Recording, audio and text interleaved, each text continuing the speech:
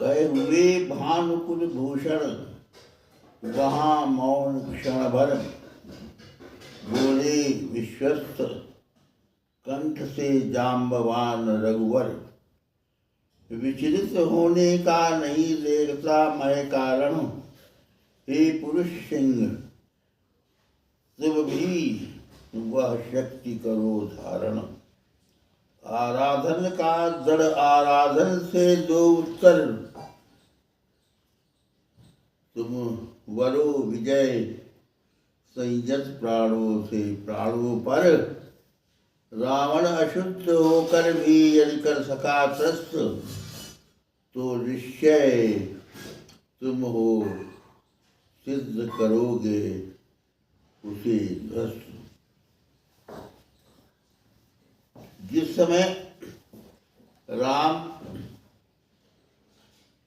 निराश स्थिति में चल रहे थे, विभीषण ने भी उनको समझाया, लेकिन कोई विशेष प्रभाव नहीं पड़ा। उसी समय जब राम जो सूर्यवंशी हैं, सूर्य के आभूषण हैं, अलंकार हैं, वो मौन क्षण भर कह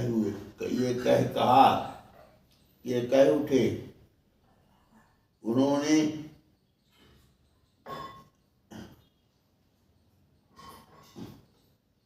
कि इस युद्ध में अब हमें निराशा ही लगती है। तभी ऋक्षपति जाम्बवान जो अत्यधिक ज्ञानी है, नीति कुशल है, उसने विश्वास के साथ विश्वस्त कंठ से जाम्बवान ने राम को समझाया। राम से कहा, रघुवर आप रघुकुल की मणि हैं, आप रघुकुल भूषण हैं, आप रघुकुल में श्रेष्ठ हैं, इसलिए मैं कोई विचलित होने का कारण आप में नहीं देखता हूँ। कोई ऐसा कारण मुझे भी नहीं दिखाई देता है जिससे आप निराश हों, आशा हत हों। आपको संयत होकर मनोबल बढ़ाकर युद्ध को लड़ना है और विजय प्राप्त करनी है। मैं किसी प्रकार से, हे पौरुष, मैं राम ये नहीं देख रहा हूँ कि तुम्हें हार कभी मिलेगी।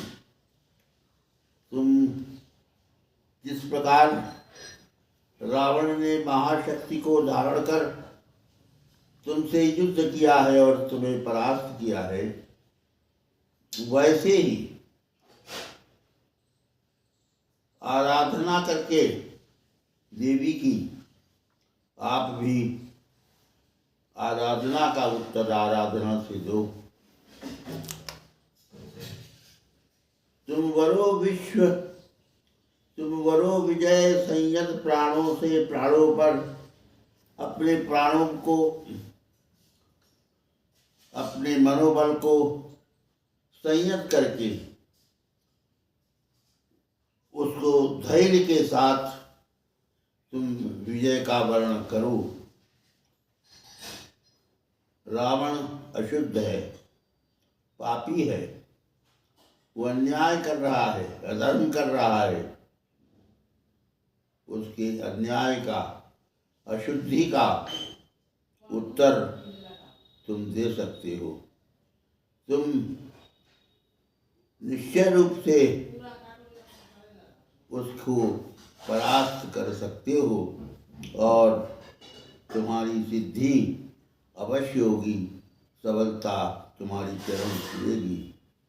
उसके अधर्म की सिद्धि को तुम आराम से ध्वस्त कर सकते हो। शक्ति की करो मौलिक कल्पना, करो पूजन, छोड़ दो समर। जब तक न सिद्धि से रघुनंदन, तब तक लक्ष्मण है महावाहिनी के कार्यलायक। मध्य भाग में अंगद दक्षिण श्वेत सायक, मैं भल्ल सैन्य है वाम पार्श्वे हनुमान। नन नील और छोटे कपिगण उनके प्रधान, सुग्रीव विभीषण अन्य यूथपति यथा समय आएंगे रक्षा हेतु जहाँ भी होगा भय। जाम्बवान ने कहा कि आप व्याकुल क्यों हो रहे हैं? आप धैर्य धारण कीजिए और उस महाशक्ति की मौलिक कल्पना कीजिए जिस जो शिव की अर्धांगिनी है, जगन माता है, उसका पूजन करो और 9 दिन तक ये पूजन करते रहो। ये युद्ध को छोड़ दो। युद्ध, हे रघुनंदन, इस युद्ध में तभी तुम्हारी सिद्धि होगी जब तुम ये युद्ध छोड़कर उस महाशक्ति कालिका का, दुर्गा का वंदन करोगे, स्तुति करोगे। तुम सेना नायक हो, उस पद को छोड़ दो और लक्ष्मण को सेना नायक बनाओ। कल महावाहिनी का सेना नायक लक्ष्मण होंगे। मध्य भाग में अंगद, दक्षिण में जो मध्य भाग में अंगद दक्षिण, मध्य भाग में लक्ष्मण होंगे और दक्षिण भाग में गोरे अंगद होंगे। मैं भल्ल सैन्य का रक्षक होऊंगा और वाम पार्श्व में हनुमान जी होंगे।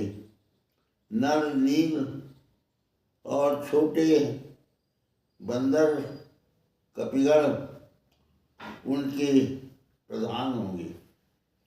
सुग्रीव विभीषण और अन्य यूथपति यथा समय आपकी रक्षा करने हेतु आएंगे जब उन्हें किसी प्रकार का संकट आपके ऊपर या सैन्य सेना के ऊपर लक्ष्मण द्वारा नेतृत्व में रहने वाली सेना की रक्षा करेंगे।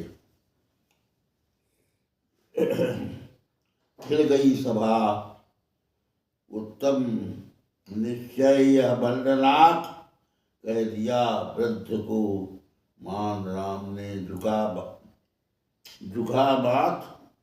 हो गए स्थान में लीन, ध्यान में लीन पुनः करते विचार।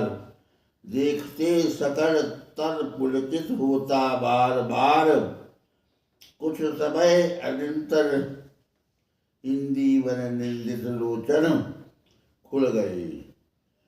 रहा निष्पलिक भाव में मज्जित बर, बोली आवेग रहित स्वर से विश्वास स्थित।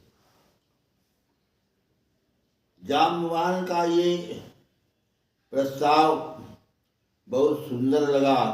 ये उपाय सबको मन भाया और राम ने भी इसे स्वीकार किया। सारी सभा प्रसन्न हो गई और कहने लगी, हे जाम्बवान, तुमने उत्तम उपाय सोचा है। इस उपाय के करने से राम को अवश्य विजय प्राप्त होगी। राम पुनः ध्यान में लीन हो गए और विचार करने लगे कि जो ये प्रस्ताव जाम्बवान ने रखा है वो निश्चित ही एक सुंदर उपाय है और इसके माध्यम से विजय प्राप्त की जा सकती है। उस पर जब उन्होंने पूरे प्रस्ताव पर, पूरे उपाय पर विचार किया राम ने, तो उनका तन बार बार पुलकित हुआ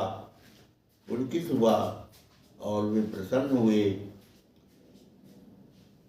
और कुछ समय के बाद इंद्रिवर नील कमल के समान, नील कमल को निर्जित करने वाले ऐसे लोचन हैं जिनके ऐसा राम वहाँ है, विद्यमान है। और वो राजीव नयन राम के नेत्र खुल गए और निष्पलक भाव से उनका मन स्वस्थ हुआ। वो स्वस्थ मन में डूब गए और निष्पलिक रूप से ये विचार उनके मन में आया। वो पूरे आवेग रहित स्वर से बोले कि ये जो प्रस्ताव है वो विश्वास की नींव पर है और हमें पूरा अब विश्वास हो रहा है कि हम इस माध्यम से इस पूजा के माध्यम से देवी को प्रसन्न कर सकेंगे और वो महाशक्ति राम पर विजय का वरदान अवश्य देगी।